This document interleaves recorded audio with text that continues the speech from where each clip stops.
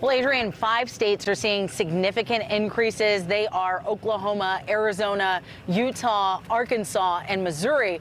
These are all states where less than 40% of the population is unvaccinated, not fully vaccinated. And there are also states where all of them, except Arizona, have seen an increase in hospitalizations. In Missouri, intensive care beds filling up at an alarming rate.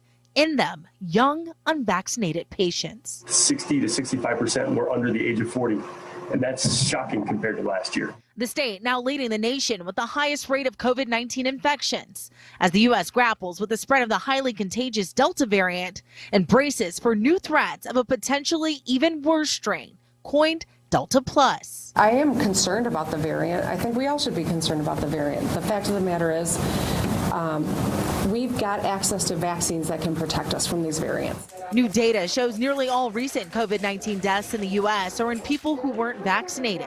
Deaths per day now fall under 300. It's a pretty important thing to get vaccinated as soon as you can because Delta has some transmission advantages. Currently, about 63% of U.S. adults have at least one shot.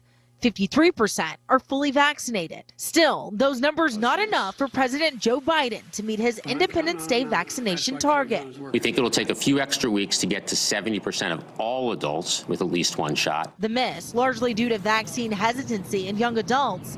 People aged 18 to 26 are the least likely to be vaccinated and account for the most new COVID cases. Every other day I'm contemplating maybe I just go get the darn thing. It really is something that I debate pretty much at least weekly. Now, some of that hesitancy stems from 300 plus cases of heart inflammation in young people who took either the Pfizer or Moderna vaccine. There's been a lot of back and forth about this, but Adrian, yesterday, the CDC announcing that the benefits of being vaccinated outweigh those risks. Janelle, thank you so much. A lot of people talking about that story.